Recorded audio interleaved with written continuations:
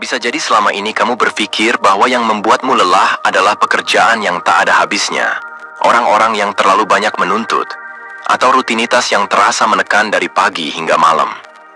Tapi, mungkin letaknya bukan di luar sana. Mungkin kelelahan itu datang karena terlalu sering kamu mengabaikan satu hal penting, dirimu sendiri. Kita hidup dalam budaya yang memuji pengorbanan, yang mengagungkan mereka yang memberi tanpa batas. Kita diajarkan bahwa mendahulukan diri sendiri adalah bentuk egoisme, bahwa mencintai diri sendiri berarti tidak peduli pada orang lain. Dan tanpa sadar, kita mulai menempatkan kebahagiaan kita sebagai sesuatu yang bisa ditunda. Nanti saja, setelah semua orang bahagia lebih dulu.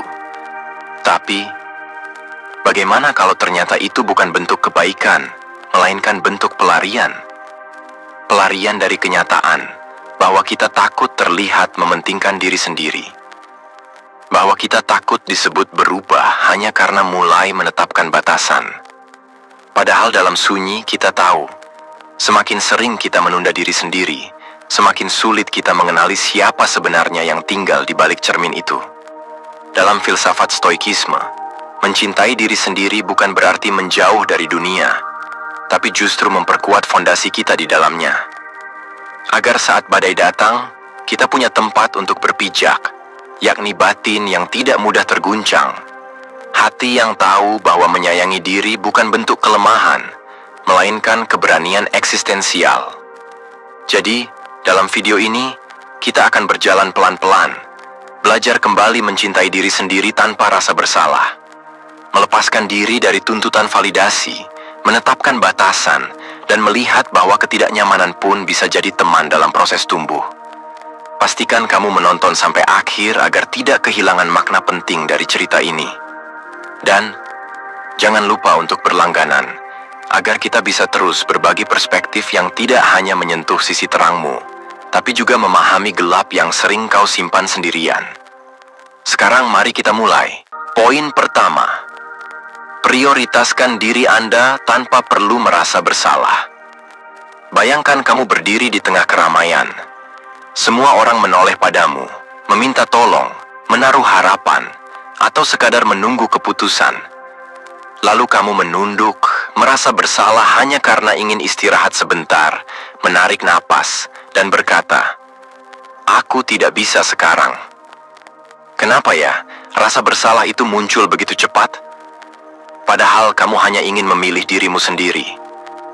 Rasanya seperti menolak dunia, padahal yang kamu lakukan cuma jujur pada kebutuhanmu sendiri. Banyak dari kita tumbuh dalam budaya yang memuliakan pengorbanan. Di meja makan, di ruang keluarga, bahkan di lingkungan kerja, kita belajar bahwa orang baik adalah orang yang selalu siap membantu, yang tidak menolak, yang ada untuk siapapun kapanpun. Maka ketika kamu mencoba berkata tidak, tubuhmu menegang, pikiranmu gelisah, seolah kamu sedang melakukan dosa sosial. Tapi kalau kita diam sejenak, bertanya lebih dalam, bukankah aneh jika kebajikan itu justru membuat kita kehilangan arah dalam hidup sendiri?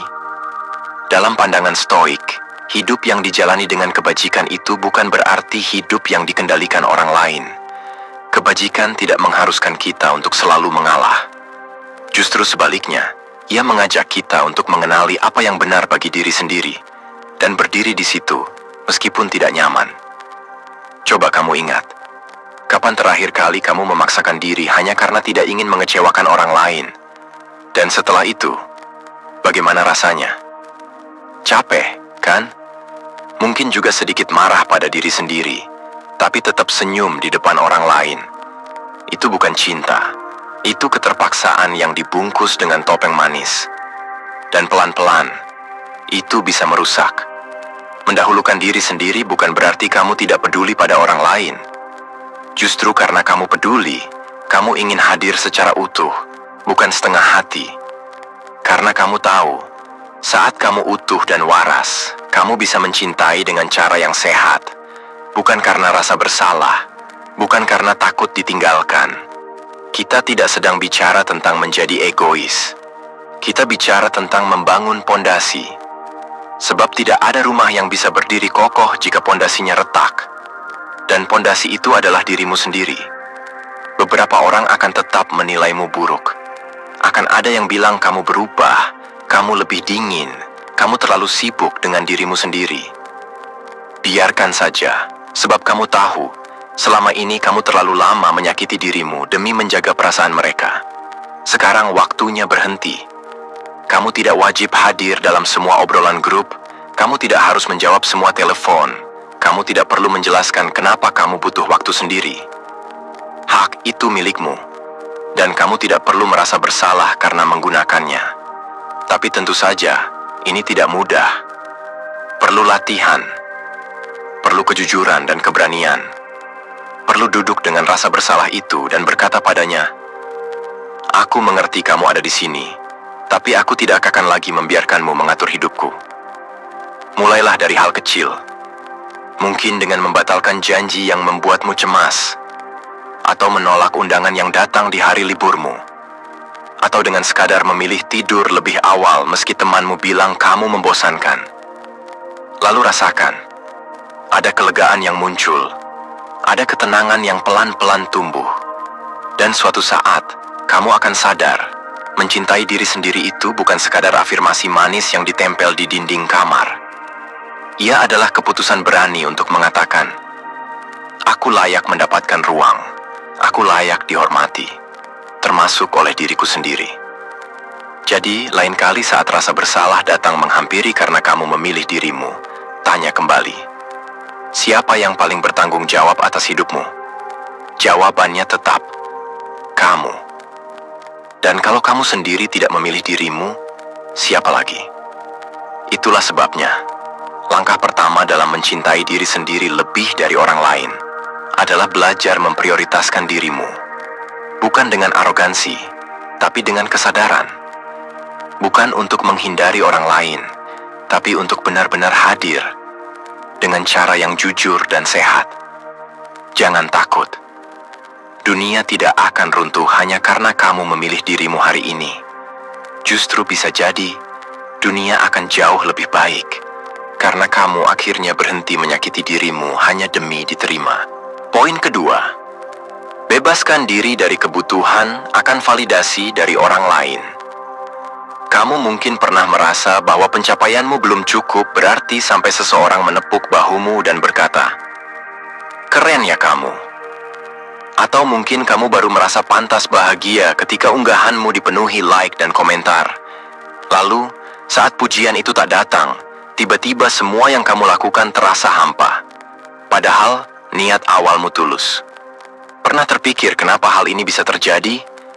Sejak kecil, kita dibiasakan untuk menyamakan nilai diri dengan seberapa banyak kita dipuji. Mulai dari ranking sekolah, nilai raport, hingga siapa yang paling sering disebut saat acara keluarga. Kita didorong untuk berprestasi, bukan semata karena suka, tapi karena itu cara paling cepat untuk dapat pengakuan. Lama-kelamaan, kita lupa bagaimana rasanya melakukan sesuatu karena memang itu baik buat diri kita sendiri. Lalu, ketika dewasa, bentuk validasinya berubah. Bukan lagi angka, tapi pengakuan sosial. Kita mulai mengejar standar dari luar, penampilan, karier, gaya hidup. Dan anehnya, meski semua itu berhasil kita dapatkan, kita tetap saja merasa belum cukup. Kenapa? Karena yang kita kejar bukan kepuasan batin, tapi reaksi orang lain. Kita menggantungkan harga diri pada respons yang sebenarnya tidak bisa kita kendalikan. Dan setiap kali validasi itu tidak hadir, kita goyah. Meragukan diri sendiri, merasa gagal, meskipun tidak ada yang salah. Seperti yang sudah kita bahas sebelumnya, mencintai diri berarti menjadikan dirimu sebagai rumah utama. Dan itu artinya kamu tidak bisa terus bergantung pada lampu dari luar untuk melihat siapa dirimu sebenarnya. Dalam pandangan stoikisme, nilai dirimu tidak datang dari berapa banyak yang memuji, tapi dari sejauh mana kamu hidup selaras dengan kebajikan dan integritasmu. Kamu tidak butuh panggung untuk jadi berarti. Kamu cukup menjadi pribadi yang tahu kapan harus jujur pada diri sendiri, kapan harus berdiri tegak meski tak ada yang melihat. Mungkin sekarang kamu berpikir, tapi manusia memang butuh diakui, kan? Ya, itu benar. Kita makhluk sosial. Validasi bisa jadi penguat yang sehat, asal tidak menjadi satu-satunya sumber energi. Masalahnya, saat kamu mulai merasa tidak layak hanya karena tak dipuji, saat kamu mulai menunda keputusan karena takut tidak disetujui, disitulah ketergantungan itu mulai menjerat. Dan ketergantungan itu pelan-pelan mencuri otonomi batinmu. Kamu tak lagi membuat pilihan karena itu benar untukmu, tapi karena takut dicap salah. Kamu tidak lagi mengejar sesuatu karena itu membahagiakanmu, tapi karena takut terlihat gagal di mata orang lain. Sekarang bayangkan ini. Kamu sedang duduk sendiri di kamar, membaca ulang tulisan yang kamu buat dengan sepenuh hati. Tidak ada yang tahu. Tidak ada yang kasih tepuk tangan, tapi hatimu hangat. Kamu tahu kamu jujur, kamu tahu kamu tulus. Di momen itu, bukankah kamu merasa utuh? Itulah kekuatan ketika kamu mulai membebaskan dirimu dari kebutuhan akan validasi. Kamu jadi lebih ringan, lebih jujur, lebih damai. Kamu tidak lagi terburu-buru untuk membuktikan apa-apa, karena kamu tahu. Bukan respons orang lain yang menentukan nilaimu, tapi seberapa dalam kamu memahami dan menghargai dirimu sendiri. Lalu, bagaimana caranya? Kamu bisa mulai dengan satu kebiasaan kecil. Berhenti memeriksa reaksi setiap kali kamu melakukan sesuatu. Tulis tanpa perlu dilihat. Bekerja tanpa butuh sanjungan. Berbuat baik tanpa berharap dikagumi. Bukan karena kamu menolak validasi, tapi karena kamu sudah tidak lagi membutuhkannya untuk merasa cukup. Mungkin awalnya terasa kosong, seperti berjalan dalam hening. Tapi lama-kelamaan, kamu akan mulai mendengar suara yang paling penting. Suaramu sendiri. Dan dari sana, kamu belajar menyaring. Mana pujian yang tulus, mana penilaian yang tak perlu ditanggapi. Kamu jadi lebih bebas, lebih hidup. Bebas dari ketergantungan pada validasi bukan berarti kamu menutup diri dari dunia, tapi kamu sedang membangun pondasi yang kokoh di dalam. Sehingga saat pujian datang, kamu tersenyum. Saat kritik datang, kamu tenang. Dan saat semuanya sunyi, kamu tetap tahu arahmu. Karena pada akhirnya, kamu tidak diciptakan untuk sekadar jadi pantulan. Kamu adalah cahaya itu sendiri. Maka jangan habiskan hidup hanya untuk memastikan semua orang menyukaimu. Cukup pastikan bahwa di dalam dirimu, ada satu orang yang kamu cintai tanpa syarat, dirimu sendiri. Dan kalau hari ini kamu sedang belajar melepaskan pelan-pelan ketergantungan itu, ketahuilah, kamu sedang menumbuhkan kekuatan paling penting dalam hidup. Bukan untuk terlihat kuat, tapi untuk benar-benar menjadi kuat dari dalam. Itulah langkah berikutnya dalam mencintai diri sendiri. Membebaskan hati dari belenggu pengakuan, agar kamu bisa benar-benar hidup, bukan sekadar tampil. Poin ketiga, tetapkan batasan untuk menjaga ketenangan dan kedamaian batin Anda. Kamu pasti pernah mengalami momen ketika seseorang meminta waktumu, tenagamu, atau perhatianmu. Dan meskipun kamu sebenarnya lelah, kamu tetap mengangguk. Entah karena tidak enak, karena takut salah paham, atau karena sudah terbiasa mengorbankan dirimu demi kenyamanan orang lain. Lalu, setelahnya, kamu merasa kosong, marah, tapi tidak tahu harus ditujukan ke siapa. Lelah, tapi tidak bisa menjelaskan alasannya. Menariknya, kita sering lebih takut mengecewakan orang lain daripada mengecewakan diri sendiri. Kita takut dianggap berubah, takut dicap berjarak. Padahal yang sedang kita lakukan hanyalah menjaga batas. Menjaga ruang aman agar batin kita tetap tenang. Seperti yang kita bahas sebelumnya, ketika kamu mulai tidak bergantung pada validasi dari luar, kamu akan menemukan kekuatan untuk mulai membuat keputusan yang lebih jujur dengan dirimu sendiri. Dan salah satu bentuk kejujuran itu adalah kemampuan menetapkan batas. Tapi batas sering disalahpahami. Banyak yang mengira menetapkan batas itu egois, dingin, bahkan dianggap menolak kebersamaan. Padahal, dalam sudut pandang stoikisme, justru dengan mengetahui batas itulah kita menjaga kualitas dari hubungan dan keputusan yang kita buat. Karena kita tidak bisa memberi secara utuh jika ruang dalam diri kita sudah sesak oleh hal-hal yang tak pernah kita setujui secara sadar. Kamu bisa membayangkan hidupmu seperti sebuah rumah. Rumah yang nyaman, hangat, dan penuh ketenangan. Tapi apa jadinya kalau semua orang bisa masuk seenaknya? Menyentuh apapun, berteriak tanpa izin, tidur tanpa pamit. Lama-lama rumah itu bukan lagi tempat perlindungan, melainkan sumber stres. Itu juga yang terjadi dalam hidupmu saat batas tidak pernah kamu tetapkan. Kamu terbuka untuk semua orang, tapi tidak punya ruang untuk pulih. Kamu hadir untuk semua, tapi lupa menanyakan pada diri sendiri. Aku sendiri butuh apa? Banyak orang tidak sadar bahwa ketidakmampuan menetapkan batas seringkali berakar dari luka. Ada rasa takut ditolak, takut ditinggal, takut tidak diterima. Apalagi kalau sejak kecil kamu dibesarkan di lingkungan yang menanamkan bahwa menjadi anak baik adalah anak yang selalu menuruti. Maka ketika dewasa, kamu terbiasa menomorduakan diri sendiri hanya demi menjaga relasi tetap aman. Tapi kenyataannya, tidak semua relasi perlu diselamatkan. Ada kalanya batas justru jadi penanda bahwa kamu sedang belajar mengenal dirimu sendiri. Dan dari sana kamu bisa menciptakan hubungan yang lebih jujur dan sehat. Kamu tidak perlu menjelaskan semuanya. Tidak semua tidak butuh pembelaan. Terkadang, tidak bisa adalah kalimat lengkap, dan itu cukup. Coba perhatikan, ketika kamu mulai berani bilang tidak dengan lembut tapi tegas, apa yang kamu rasakan setelahnya?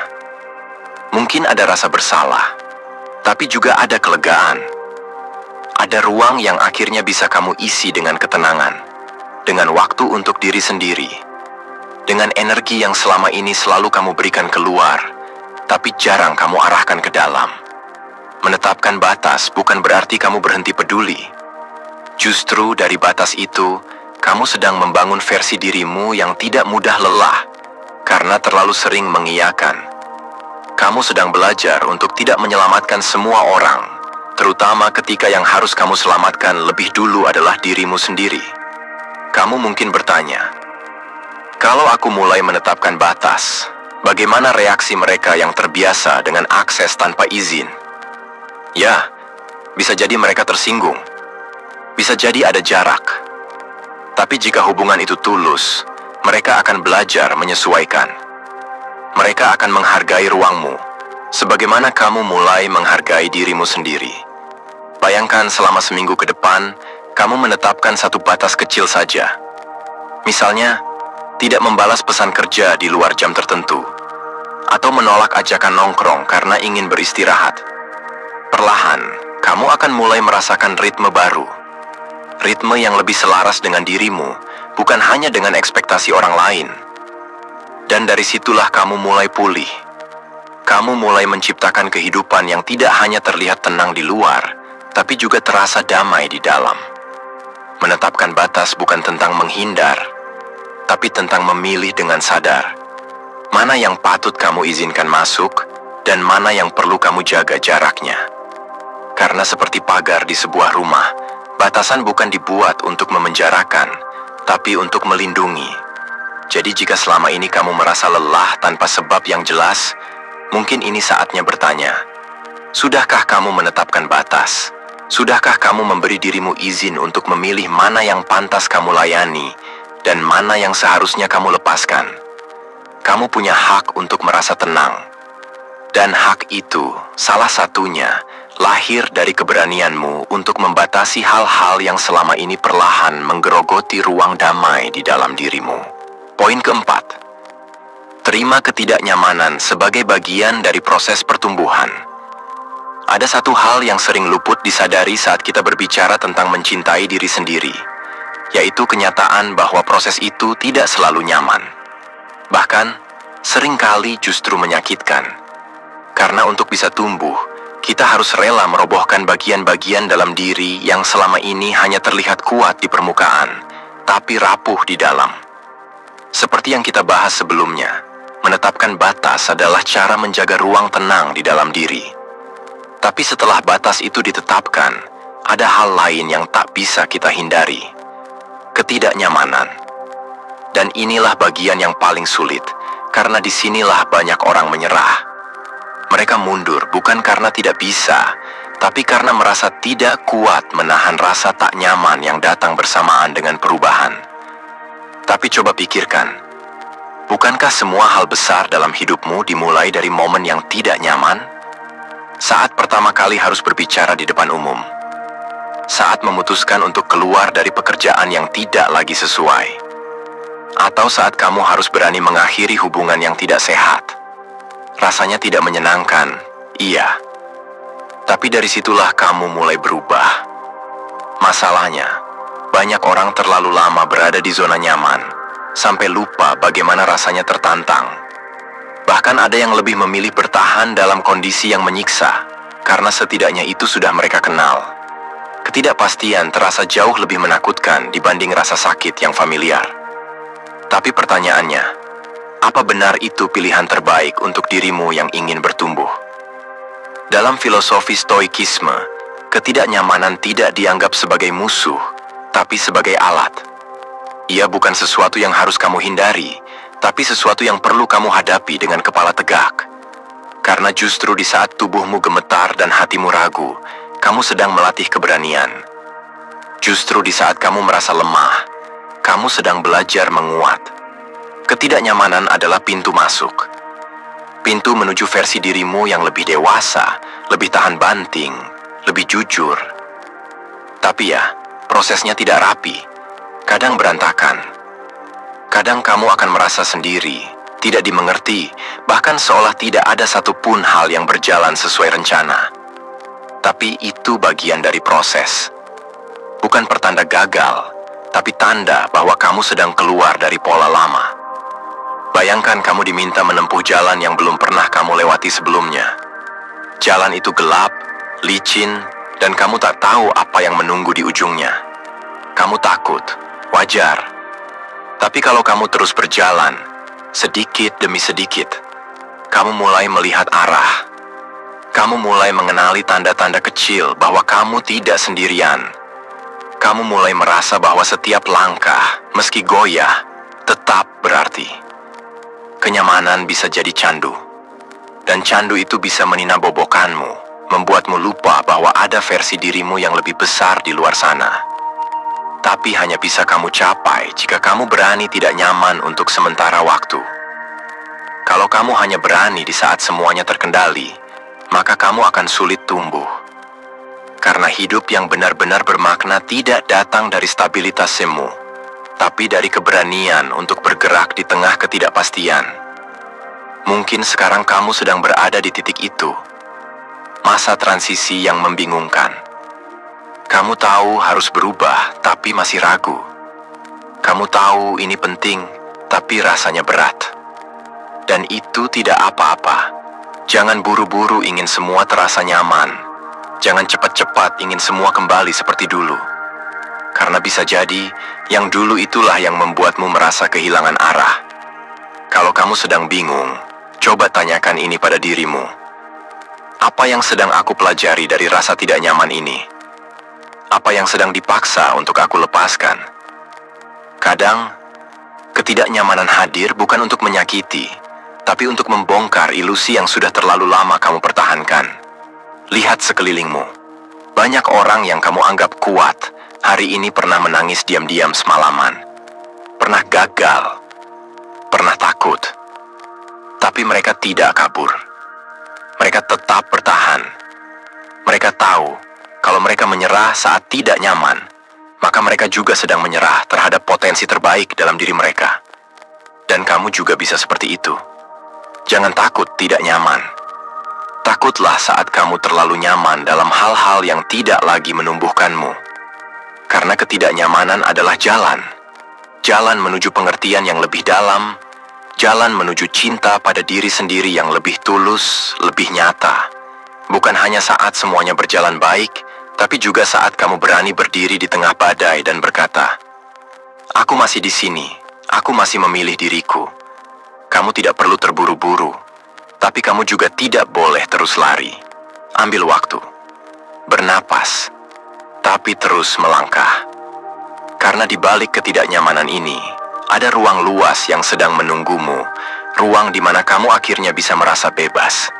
Karena kamu tahu, kamu bertahan, dan kamu tumbuh. Poin kelima, latih rasa cinta kepada diri sendiri dalam momen-momen kecil setiap hari. Ada satu hal yang jarang kita sadari saat berbicara tentang mencintai diri sendiri, bahwa cinta tidak selalu muncul dalam bentuk besar dan dramatis. Ia lebih sering hadir dalam bentuk yang sangat kecil, nyaris tak terlihat, tapi terus mengendap, menguat, dan perlahan-lahan menyembuhkan. Kita terbiasa mengira bahwa untuk mencintai diri sendiri, kita harus melakukan sesuatu yang wah, liburan jauh, self-reward mahal, atau mengambil keputusan besar yang mengubah arah hidup. Tapi sebenarnya, justru dalam keheningan pagi, secangkir teh hangat yang kamu nikmati tanpa terburu-buru, atau keputusan sederhana untuk mematikan notifikasi saat makan malam, di sanalah cinta kepada diri mulai tumbuh. Seperti yang kita bahas sebelumnya, ketika kamu mulai menerima ketidaknyamanan sebagai bagian dari proses pertumbuhan, kamu menyadari bahwa hal-hal besar itu membutuhkan tenaga. Tapi agar kamu punya tenaga itu, kamu juga perlu punya momen-momen kecil untuk mengisi ulang. Dan disinilah cinta kepada diri sendiri menemukan jalannya. Dalam rutinitas yang terlihat biasa saja, tapi dilakukan dengan penuh kesadaran. Bayangkan tubuh dan pikiranmu adalah rumah. Jika rumah itu terus kamu biarkan dalam kekacauan, penuh suara, tanpa jeda, lama-lama kamu sendiri akan merasa tidak betah tinggal di dalamnya. Tapi kalau setiap hari kamu sisihkan waktu untuk merapikannya, menenangkan suasananya, dan mengisi ruangnya dengan hal-hal yang menyejukkan, kamu mulai merasa aman. Dan dari rasa aman itulah muncul cinta yang sesungguhnya. Masalahnya, banyak dari kita tidak merasa pantas mendapatkan momen itu. Kita merasa bersalah ketika istirahat. Kita merasa malas ketika menolak untuk produktif. Bahkan ketika hanya ingin menikmati udara sore tanpa alasan, ada suara kecil di dalam kepala yang bilang, "Kamu buang-buang waktu." Tapi mari kita pikirkan ulang. Kenapa saat kita memberi waktu untuk orang lain, kita merasa itu mulia? Tapi saat memberi waktu untuk diri sendiri, kita merasa itu salah? Apakah diri sendiri memang pantas untuk terus diabaikan? Padahal, satu momen kecil yang kamu berikan dengan penuh cinta, seperti memijit tanganmu sendiri yang pegal, mencatat hal-hal yang kamu syukuri, atau memilih makanan yang benar-benar kamu nikmati, itu semua bisa berdampak besar pada bagaimana kamu melihat dirimu. Dan secara ilmiah, hal-hal sederhana seperti itu bukan sekadar iseng. Ketika kamu melatih diri menikmati momen kecil dengan sadar, tubuhmu merespons. Detak jantung jadi lebih stabil, pikiranmu jadi lebih jernih, dan perasaan positif mulai muncul secara alami, bukan dipaksakan. Dalam jangka panjang, rutinitas-rutinitas kecil inilah yang bisa membangun kepercayaan diri, rasa cukup, dan ketahanan emosional. Tapi kamu tidak perlu menunggu waktu luang atau akhir pekan panjang. Kamu bisa mulai dari sekarang, dari hari ini. Luangkan 5 menit saja untuk duduk tenang tanpa gangguan. Tulis satu hal yang kamu hargai dari dirimu. Dengarkan satu lagu yang membuatmu merasa tenang, tanpa perlu membagikannya ke siapa-siapa. Kalau kamu merasa aneh di awal, itu wajar. Karena kita tidak dibiasakan untuk merawat diri tanpa alasan. Kita hidup di tengah budaya yang sangat menghargai produktivitas dan pencapaian luar. Bahkan cinta pun dinilai dari apa yang terlihat. Tapi cinta yang sesungguhnya lahir dalam senyap. Ia tidak butuh saksi. Ia butuh konsistensi. Cinta kepada diri bukan berarti egois. Justru dengan merawat dirimu, kamu sedang menjaga versi terbaikmu untuk orang lain. Karena kamu tidak bisa terus memberi dari wadah yang kosong. Dan kamu tidak bisa selalu kuat jika kamu bahkan tidak tahu bagaimana cara beristirahat dengan damai. Mungkin kamu berpikir, tapi apa artinya semua ini kalau cuma sebentar? Apa bisa secangkir teh atau 10 menit meditasi benar-benar mengubah hidup? Bisa, karena bukan soal berapa besar bentuknya, tapi seberapa tulus dan konsisten kamu melakukannya. Satu langkah kecil yang dilakukan setiap hari lebih kuat daripada satu langkah besar yang hanya dilakukan sekali seumur hidup. Jadi jika hari ini kamu menyisihkan waktu untuk memeluk dirimu sendiri, walau hanya lewat napas yang tenang, kamu sedang melatih sesuatu yang jauh lebih dalam dari sekadar kebiasaan. Kamu sedang menanamkan pengakuan bahwa dirimu layak dicintai, bukan hanya saat kamu berhasil, tapi juga saat kamu hanya ingin duduk diam dan menjadi apa adanya. Mulailah dari situ, dari hal-hal kecil yang kamu pilih dengan sadar. Karena cinta sejati tidak dimulai dari teriakan keras, tapi dari bisikan lembut setiap hari yang berkata, "Kamu berharga, bahkan di saat dunia sedang sibuk melupakanmu." Poin ke-6. Redefinisikan kekuatan sebagai keseimbangan hidup, bukan kerja berlebihan. Mungkin kamu tumbuh dalam lingkungan yang selalu mengaitkan kekuatan dengan kesibukan. Semakin banyak tugas yang bisa kamu tangani, semakin tinggi tekanan yang sanggup kamu tahan, maka kamu dianggap tangguh. Tapi, apakah benar ukuran kekuatan hanya sebatas itu? Kita sering salah memahami kekuatan sebagai kemampuan untuk terus maju tanpa henti. Padahal, kekuatan juga berarti tahu kapan harus berhenti, kapan harus mundur, kapan harus istirahat dan mengisi ulang energi. Dan disinilah letak paradoks yang banyak dari kita hadapi.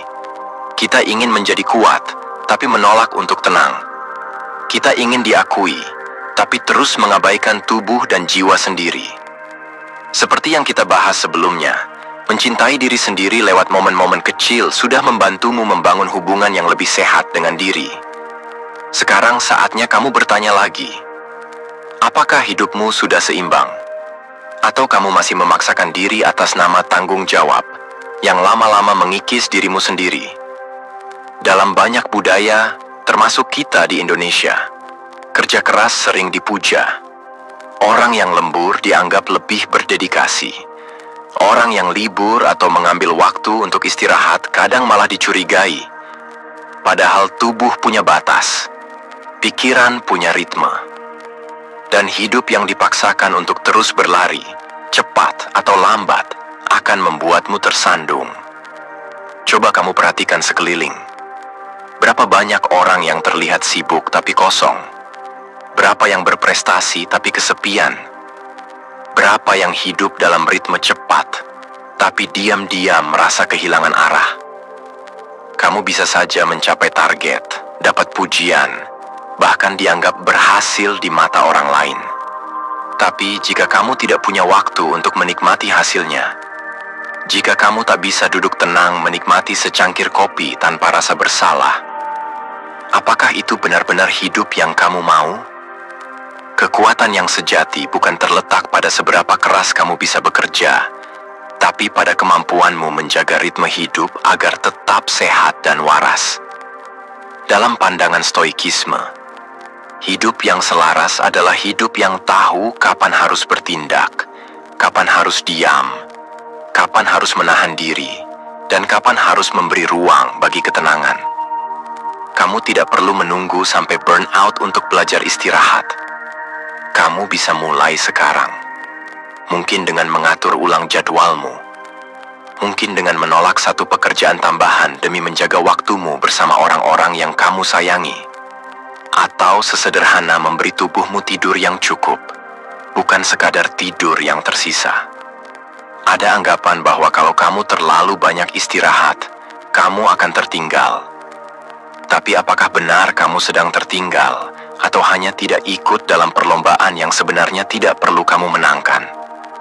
Keseimbangan bukan alasan untuk malas, justru butuh keberanian untuk berkata cukup. Butuh keberanian untuk melawan ekspektasi bahwa produktivitas harus selalu jadi identitas. Dan butuh pengertian yang dalam untuk bisa bilang, aku tidak harus membuktikan diriku lewat kerja terus-menerus. Kalau kamu diberi waktu bebas di luar jam kerja hari ini, apa yang akan kamu lakukan? Apakah kamu tahu caranya menikmati waktu sendiri tanpa merasa bersalah? Atau kamu akan panik, merasa tidak produktif, lalu buru-buru mencari sesuatu untuk dikerjakan? Pertanyaan ini penting, karena menunjukkan seberapa jauh kamu sudah terbiasa menilai dirimu dari apa yang kamu lakukan, bukan dari siapa kamu sebenarnya. Kalau hari ini kamu masih merasa nilai dirimu tergantung pada daftar pekerjaan yang selesai, mungkin kamu butuh berhenti sejenak. Duduk, tarik napas, dan ingat bahwa kamu juga berhak dihargai hanya karena kamu ada, bukan hanya karena kamu sibuk. Cobalah perlahan membangun kebiasaan baru. Misalnya, matikan laptop di jam yang sudah kamu tetapkan. Hentikan balas pesan kerja di luar waktu kerja. Sisihkan waktu khusus untuk keluarga, atau sekadar untuk diam bersama dirimu sendiri. Dengan begitu, kamu sedang mendefinisikan ulang kekuatan, bahwa kuat bukan berarti selalu mampu, tapi juga tahu kapan harus jujur pada kebutuhan batin sendiri. Bahwa kuat bukan tentang mengejar terus-menerus, tapi tentang memilih untuk hadir, utuh, dan sadar dalam setiap keputusan. Karena pada akhirnya, hidup bukan tentang seberapa banyak kamu bisa tahan, tapi seberapa seimbang kamu bisa berjalan tanpa kehilangan dirimu di tengah jalan. Poin ketujuh, jadikan kesadaran diri sebagai kekuatan super Anda. Coba bayangkan ini. Kamu duduk diam sejenak, tidak ada gangguan, tidak ada layar yang menyala, tidak ada suara lain selain napasmu sendiri. Lalu kamu mulai memperhatikan isi kepalamu. Apa yang muncul pertama kali? Kekhawatiran tentang masa depan? Penyesalan masa lalu? Atau mungkin pertanyaan sederhana, kenapa aku merasa seperti ini hari ini? Kesadaran diri bukan soal menjadi orang yang selalu tenang atau bijak setiap saat. Bukan pula tentang menjadi orang yang tahu semua jawaban. Tapi lebih kepada keberanian untuk mengamati diri sendiri tanpa terburu-buru menghakimi. Tanpa panik. Tanpa kabur. Seperti yang kita bahas di poin sebelumnya, kekuatan sejati tidak terletak pada kerja keras yang membabi buta, melainkan pada kemampuan menjaga keseimbangan. Dan untuk bisa seimbang, kamu butuh satu hal yang sangat penting. Kesadaran diri. Bayangkan jika setiap tindakanmu, setiap kata-kata yang keluar dari mulutmu, benar-benar kamu sadari maknanya. Bukan sekadar otomatis, bukan hanya karena ikut-ikutan, tapi karena kamu tahu kenapa kamu melakukannya. Di situ kamu sedang menyentuh kekuatan sebenarnya. Kesadaran diri membuatmu tidak mudah diseret oleh emosi. Kamu jadi bisa membedakan mana perasaan yang datang dari luka lama, mana yang murni respons atas situasi sekarang. Kamu jadi tahu kapan kamu sedang reaktif, kapan kamu benar-benar ingin merespons dengan tenang. Dan ini bukan perkara sederhana. Butuh latihan, butuh kejujuran, bahkan kadang menyakitkan. Karena saat kamu mulai sadar akan isi kepalamu sendiri, kamu juga mulai melihat bagian-bagian dalam dirimu yang selama ini kamu sembunyikan. Ada rasa takut, ada luka, ada amarah, tapi juga ada harapan, ada kekuatan yang mungkin selama ini kamu lupakan. Mungkin awalnya kamu akan merasa tidak nyaman, karena ternyata selama ini kamu banyak bertindak bukan karena kamu benar-benar mau, tapi karena kamu takut ditolak, ingin diterima, ingin dianggap cukup. Dan ketika itu kamu sadari, muncul rasa sedih, mungkin juga rasa malu. Tapi tidak apa-apa, itu bagian dari proses. Kesadaran diri bukan soal langsung berubah dalam semalam, tapi soal belajar hidup dengan lebih utuh, hidup dengan niat, hidup dengan mata terbuka. Dan menariknya, kesadaran ini tidak perlu waktu khusus. Kamu bisa mulai kapan saja. Saat mencuci tangan, kamu bisa sadar pada gerakan dan air yang menyentuh kulitmu. Saat berbicara dengan seseorang, kamu bisa bertanya dalam hati, apakah aku benar-benar mendengarkan, atau hanya menunggu giliran bicara? Saat ingin marah, kamu bisa berhenti sejenak dan bertanya, kenapa aku tersinggung? Apa ini tentang dia atau sebenarnya tentang aku? Semua itu latihan. Dan latihan ini, meski kecil, pelan-pelan bisa mengubah cara kamu memandang dirimu sendiri. Yang tadinya kamu gampang merasa gagal, sekarang kamu mulai paham bahwa gagal bukan berarti kamu tidak berharga. Yang tadinya kamu sibuk menyenangkan semua orang, sekarang kamu mulai tahu kapan harus berkata tidak dengan tenang. Ini bukan tentang menjadi sempurna, tapi tentang mengenal dirimu sendiri dengan jujur dan lembut. Kesadaran diri seperti cermin bening, kadang memperlihatkan hal-hal yang tidak ingin kamu lihat, tapi justru dari sanalah kamu bisa mulai berubah dengan sadar. Dan kamu tidak harus melakukannya sendirian. Kamu bisa ajak diri sendiri berbicara lewat jurnal, lewat refleksi sebelum tidur, lewat momen tenang di sela aktivitas harian. Tak perlu 1 jam, 5 menit cukup, asal dilakukan dengan sungguh-sungguh. Kita hidup di dunia yang serba cepat, serba reaktif. Semua berlomba untuk terlihat hebat. Tapi kekuatan sejati justru datang saat kamu berani berhenti dan bertanya, apa yang benar-benar aku rasakan? Apa yang sebenarnya aku butuhkan? Apakah hidupku ini benar-benar milikku, atau sekadar hasil tempelan harapan orang lain? Dan jika kamu bisa menjawab pertanyaan-pertanyaan itu dengan jujur, meski hanya 1 atau 2 dalam sehari, kamu sudah jauh melampaui banyak orang yang hidupnya hanya mengalir tanpa arah. Jadi, jika hari ini kamu merasa tersesat, gelisah, atau ragu, mungkin bukan karena kamu lemah. Mungkin kamu sedang mulai sadar. Dan sadar itu langkah awal menuju keberanian yang sesungguhnya. Kesadaran diri bukan cuma kekuatan, tapi fondasi dari semua bentuk cinta kepada diri sendiri. Karena kamu tidak bisa mencintai sesuatu yang tidak kamu kenali. Maka kenalilah dirimu, pelan-pelan, dengan sabar, dengan kasih. Dan dari sana, kamu akan tahu bahwa dalam diam yang penuh pengamatan, dalam jeda yang kamu beri untuk berpikir, disitulah kamu menemukan versi terbaik dari dirimu yang tidak dibuat-buat, tidak dipaksakan, tapi hadir dengan apa adanya. Kesimpulan, sampai di titik ini, kamu sudah berjalan cukup jauh. Mungkin tidak terasa, tapi setiap bagian dari obrolan kita tadi sebenarnya bukan sekadar kumpulan kata. Ia adalah cermin. Cermin yang kamu hadapi perlahan, pelan-pelan, untuk mengenali siapa sebenarnya diri kamu di balik rutinitas, tekanan sosial, dan harapan yang sering kali tidak kamu pilih sendiri. Kalau kamu bertanya, apa sekarang sudah cukup? Maka jawabannya mungkin adalah, cukup untuk hari ini. Karena mencintai diri sendiri bukan soal selesai dalam 1 kali dengar, bukan juga perkara instan yang bisa kamu centang dan lanjut ke hal lain. Ini adalah proses. Dan proses, seperti kita tahu, butuh waktu, butuh ruang, butuh keberanian untuk tidak terburu-buru merasa harus jadi orang baru. Seperti yang kita singgung sebelumnya, kesadaran diri adalah kekuatan super. Tapi bahkan kekuatan itu pun perlu istirahat. Butuh dirawat, bukan ditekan terus-menerus. Hari ini, kamu sudah memilih untuk mendengarkan. Bukan hanya isi kontennya, tapi juga suara hatimu sendiri. Mungkin kamu mulai merasa sesuatu yang sederhana, tapi dalam, seperti perasaan tenang yang pelan-pelan muncul.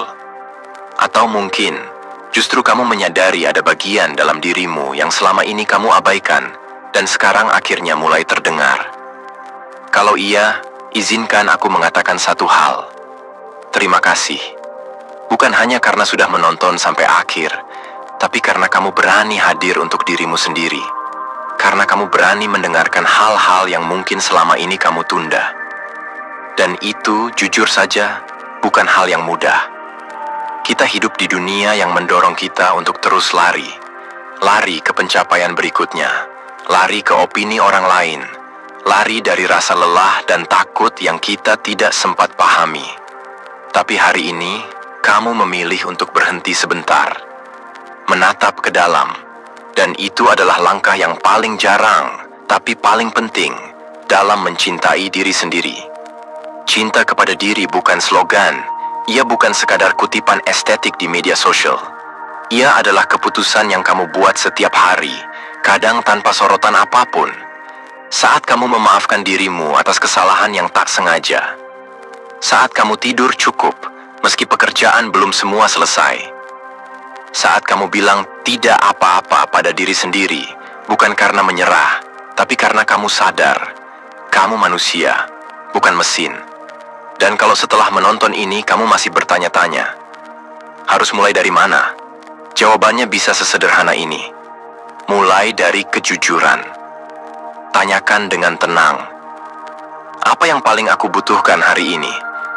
Dan biarkan dirimu menjawab dengan lembut. Mungkin jawabannya adalah tidur lebih awal. Mungkin berjalan kaki sebentar. Atau menulis satu kalimat di jurnal tentang rasa syukur hari ini. Tidak perlu besar, tidak perlu sempurna. Yang penting, kamu hadir. Sebelum video ini benar-benar berakhir, coba kamu bayangkan satu versi dirimu di masa lalu.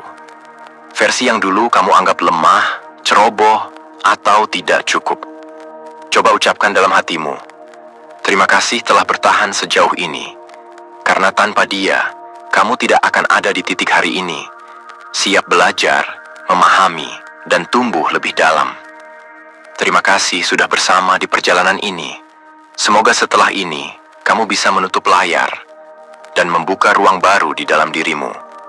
Ruang yang lebih hangat, lebih jujur, lebih tenang. Sampai jumpa di percakapan berikutnya.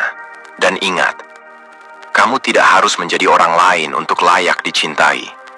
Kamu hanya perlu kembali pulang ke diri sendiri. Hari demi hari, pelan-pelan, tapi pasti.